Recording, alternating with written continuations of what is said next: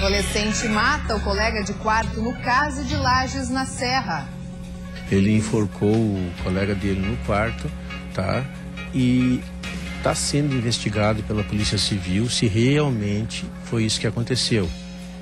Brincadeira acaba em prisão. O homem foi detido após passar trotes para serviços de emergência. O homem foi detido depois de passar 4 trotes seguidos para a Polícia Militar. Chapecó em alerta, 900 focos do mosquito da dengue foram registrados somente este ano no município. Final de semana violento nas estradas, em Joinville, 3 jovens morreram em um acidente. Começou hoje em todo o país a campanha nacional de vacinação contra o HPV. Mais peixe na mesa, consumo de pescados na quaresma aumenta e anima vendedores. Notícias da redação desta segunda-feira já está no ar. Notícias da redação. Olá, boa tarde. Um adolescente foi morto pelo companheiro de quarto no Centro de Atendimento Socioeducativo de Lages. O caso aconteceu no final de semana e foi o primeiro registrado na unidade que atende menores infratores. Foi aqui no CASE de Lages que o menor de 16 anos matou seu companheiro de quarto, Júlio César Antunes Passos Moreira, de 18 anos. Os dois estavam cumprindo medidas socioeducativas. A vítima era natural de Caçador. O homicídio foi resultado de uma discussão. O menor utilizou uma corda para enforcar Júlio.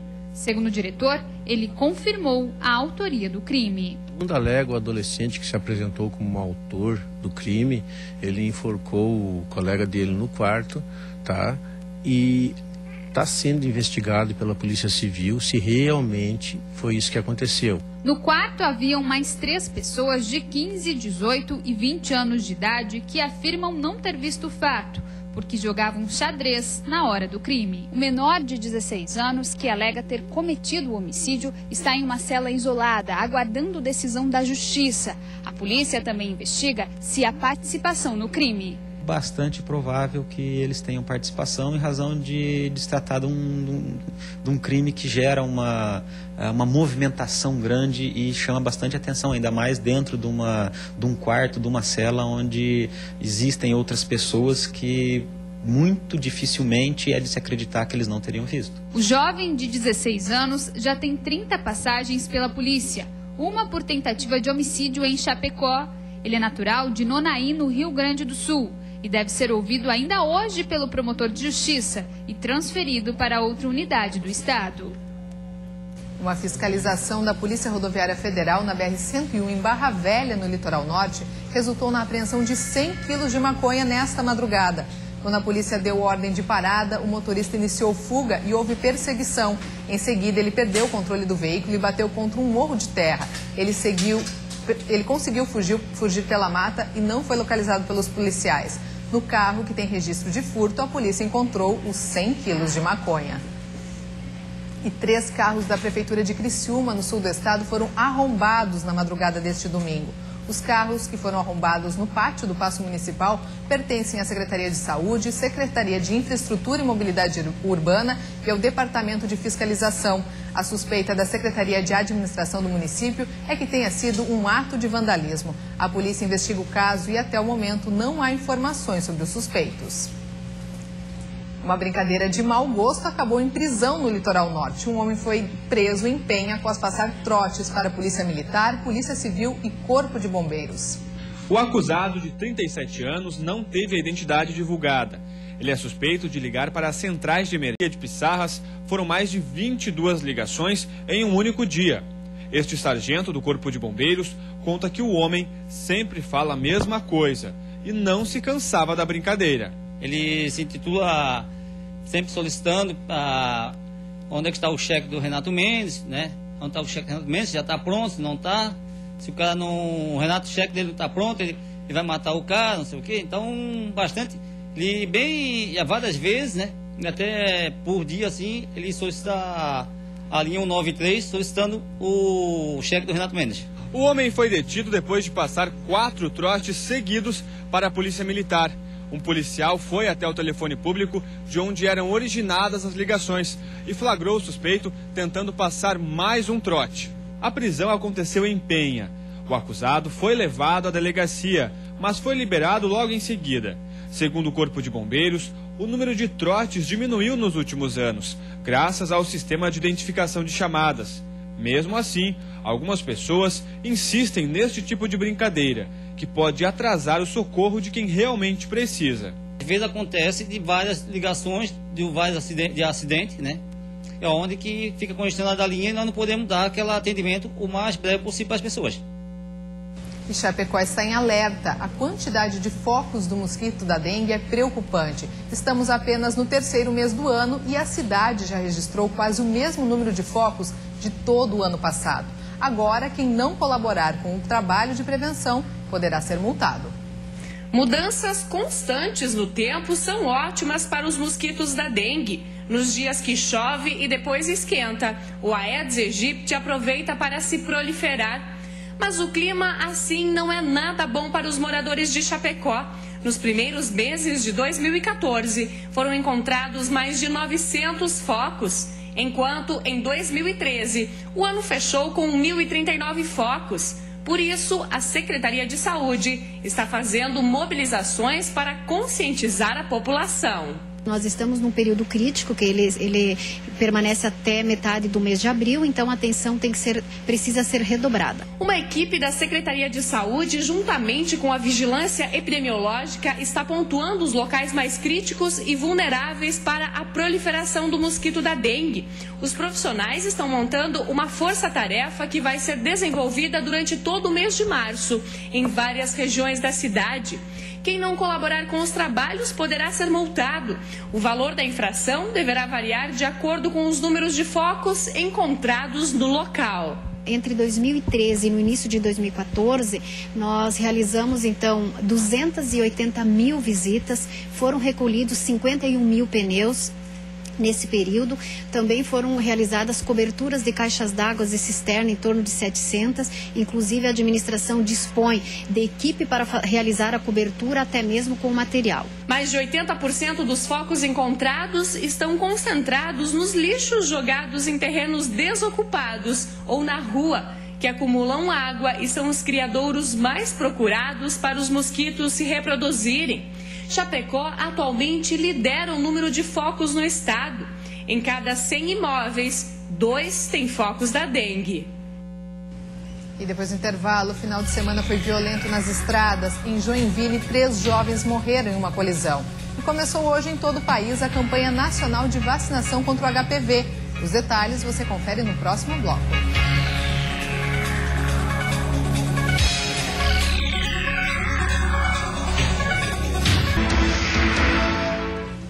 Estamos de volta ao vivo, agora 1h11. Vamos dar uma olhadinha como está o trânsito na capital?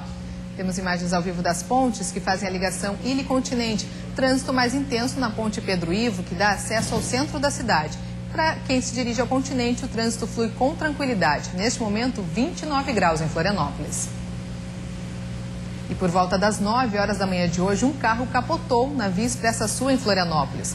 A condutora de 33 anos, que seguia no sentido sul, perdeu o controle do veículo, saiu da pista e foi parar em um dos canteiros da rodovia. Polícia Militar e socorristas do SAMU realizaram os primeiros socorros. Em seguida, ela foi encaminhada ao Hospital Celso Ramos com ferimentos leves. Segundo a Polícia Militar Rodoviária, a condutora possui diversas multas por excesso de velocidade e estava com a carteira de habilitação vencida.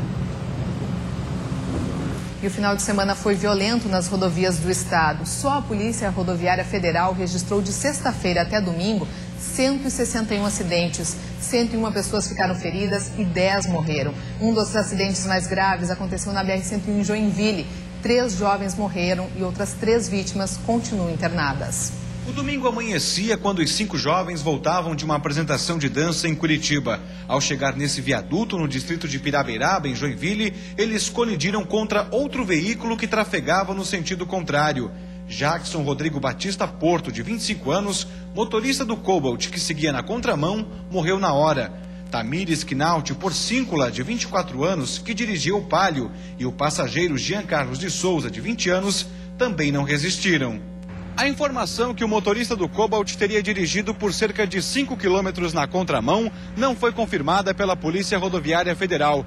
A PRF analisa as imagens das câmeras de segurança que foram cedidas pela concessionária que administra o trecho da rodovia para verificar em qual sentido ele trafegava. O trânsito chegou a ficar interrompido por 2 horas para a retirada das vítimas e dos corpos. Os corpos foram encaminhados para o ML e o ML que deverá fazer os exames, né, para verificar se havia álcool ou não, né, se haviam ingerido álcool. Quanto ao condutor do Cobalt, ele estava com uma pulseira de uma festa em Garuva. Algumas pessoas afirmaram tê-lo visto lá, porém não queriam se identificar. Outros 3 passageiros que estavam no Palio ficaram gravemente feridos. Eles tiveram politraumatismo e foram encaminhados para o Hospital São José em Joinville. Adriana aguarda ansiosa na porta do hospital por notícias do irmão, Sandro Luiz Bart, de 30 anos, que está na sala de recuperação do centro cirúrgico com quadro estável. Ele sofreu aqui no abdômen, machucou bastante no abdômen, perdeu o baço e uma parte do intestino grosso e um rim que machucou bastante. O Sandro falou poucas palavras, né? E acho que em função da anestesia, a única coisa que ele disse para minha mãe: mãe, eu quero a minha blusa branca com listra azul, passa ela para mim. Foi só a única coisa que ele falou, mas eu acredito que ele estava meio anestesiado ainda. Cláudia Haller, de 23 anos, está na sala de emergência. O estado de saúde dela é estável, mas também inspira cuidados. Já a Fiamma Bittencourt da Silva, de 21 anos, está internada na UTI em estado grave. E acidentes graves também foram registrados em outras regiões do estado. Na Serra, 3 pessoas morreram no sábado após uma batida. No mesmo dia, um adolescente de Chapecó perdeu a vida. Já no Meio-Oeste, neste domingo, 8 pessoas ficaram feridas numa colisão envolvendo 2 veículos. No acidente que aconteceu na Serra, morreram na hora Cleiton Padilha Rogério, sua companheira Jadina Bueno, além de uma menina de 8 anos. O veículo, carregado de maçãs, se dirigia para São Paulo, mas próximo a Bom Retiro, passou reto numa curva. O caminhão avançou cerca de 30 metros de mata e só parou ao bater num pinheiro. Uma outra menina de 5 anos conseguiu sobreviver e está em estado estável num hospital em Lages. Em Chapecó, a vítima fatal foi um jovem de 17 anos que foi arremessado para fora do veículo depois que o carro saiu da pista, se chocou numa árvore e caiu num açude. Outro ocupante está em estado grave na UTI. Já no Meio-Oeste, uma batida envolvendo 2 veículos deixou um motorista preso às ferragens e outras 7 pessoas feridas. Um dos veículos capotou. O choque ocorreu na saída de Joaçaba para Lacerdópolis. 55 médicos estrangeiros desembarcaram em Florianópolis neste final de semana. Eles fazem parte da 3ª etapa do programa Mais Médicos do governo federal. Dos 55 médicos, 53 são cubanos e 2 venezuelanos. Até quarta-feira, eles participam de cursos e seminários sobre a estrutura da saúde e as principais doenças presentes no estado. Depois, são levados para os municípios onde irão atuar. Ao todo, serão 50 municípios catarinenses que vão receber esses profissionais. E atualmente nós temos 204 médicos atuando em nosso estado. E com a vinda agora desses 55 médicos cubanos, nós passamos a ter cerca de 250 e tantos médicos atuando na atenção básica no nosso município, no nosso estado. Michael é cubano. Ele já participou de um programa parecido na Bolívia, onde ficou por 2 anos. Ele será um dos médicos a atuar em Florianópolis e garante que os cubanos estão preparados e empolgados com a experiência no Brasil. É uma medicina solidária que realiza nosso país hacia 75 países do mundo. A partir de abril, mais 130 médicos começam a trabalhar no estado pelo 4º ciclo do programa, totalizando mais de 400 profissionais. Assim, eles devem atender aproximadamente 2 milhões de catarinenses.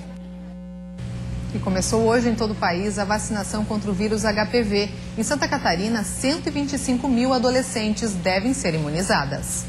O movimento ainda é fraco nos postos de saúde. Durante a manhã, nessa unidade em São José, na Grande Florianópolis, apenas uma adolescente veio em busca da vacina contra o HPV. Apesar da baixa procura, neste primeiro dia, a expectativa em Santa Catarina é imunizar cerca de 125 mil garotas entre 11 e 13 anos. A vacina oferecida pelo SUS protege contra 4 formas do vírus HPV. Apenas 2 deles são responsáveis por mais de 70% dos casos de câncer de colo de útero.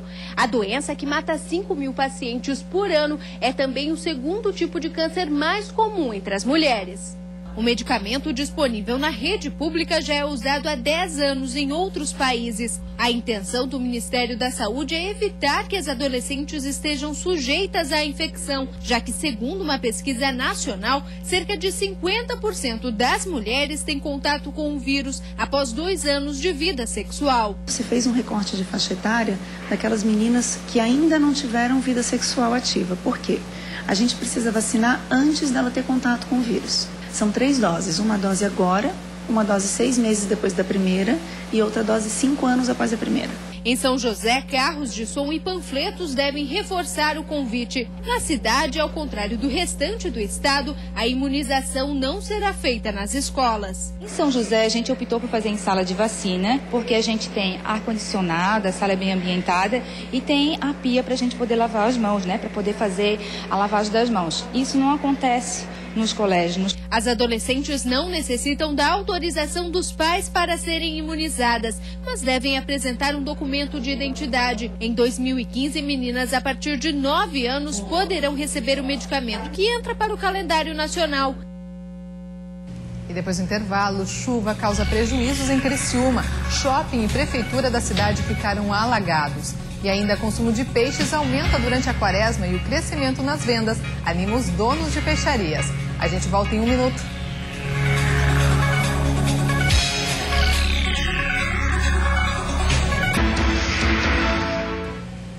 A chuva que caiu sábado em Criciúma, no sul do estado, trouxe prejuízos aos comerciantes e ao poder público. No shopping localizado no bairro Próspera, a água invadiu as lojas. Calhas se romperam e a água jorrava do teto, molhando diversos produtos. Os funcionários tiveram que recolher os itens para que não fossem perdidos. Os corredores do shopping também ficaram alagados e várias lojas tiveram que fechar as portas para poder limpar e escoar a água. Na prefeitura de Criciúma, o andar de cima ficou inundado. Energia elétrica, internet e sistemas foram desligados. O atendimento deve ser normalizado somente hoje à tarde.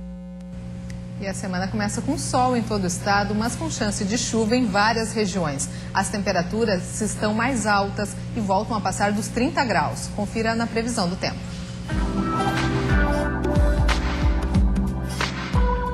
Na Serra, o sol aparece entre nuvens, os termômetros não passam dos 26 graus e podem ocorrer pancadas de chuva. Na região norte, dia de sol com muitas nuvens e calor, temperatura de até 34 graus. No oeste, o sol aparece, mas o calor pode provocar pancadas de chuva no fim da tarde ou à noite, máxima de 30 graus. No Vale do Itajaí, dia de sol com algumas nuvens e temperatura máxima de 32, chance de pancadas isoladas de chuva.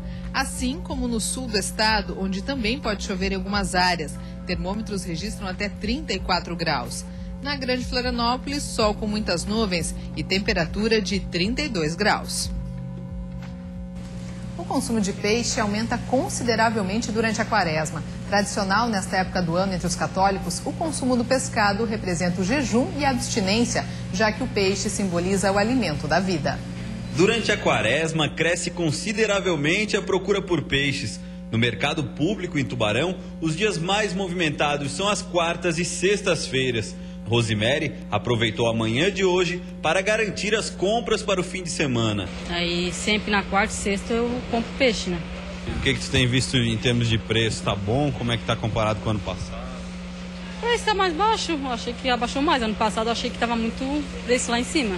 Seu José é dono desta peixaria há mais de 20 anos. Ao longo desse período, diz ter percebido uma queda na procura pelo pescado, mas mantém a esperança de um aumento, principalmente pela tradição da época.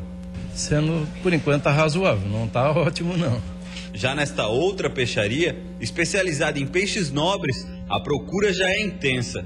Destaque para o salmão. Com um custo de R$ 38,00 o quilo do filé, ele tem sido o mais procurado, principalmente para ser usado na culinária oriental. Mas existem outras opções mais em conta que têm agradado os consumidores. Muita gente gosta de fazer uma sardinha, um peixinho rei, a própria anchova, os filés e postos de papaterra também, que sai bastante aqui na nossa região. O pessoal tem bastante o hábito do consumo do papaterra. Basicamente isso. Para todos os gostos e para todos os bolsos. Todos os bolsos, todos os preços. Alguns detalhes também devem ser observados pelos clientes para garantir um peixe fresco e de boa qualidade. O ideal é sempre olhar a guerra do produto. Quanto mais avermelhada ela tiver, mais fresco ela vai estar. Passa a mão em cima do peixe também. Se estiver soltando escama, significa que ele já está um pouco mais de tempo ali. Nem sempre ele vai ser ruim para o consumo, mas quanto mais fresco, mais é o ideal para estar se consumindo. E hoje a gente fica por aqui. Uma boa tarde para você, um bom início de semana. Você fica agora com o programa Olhares. Até amanhã.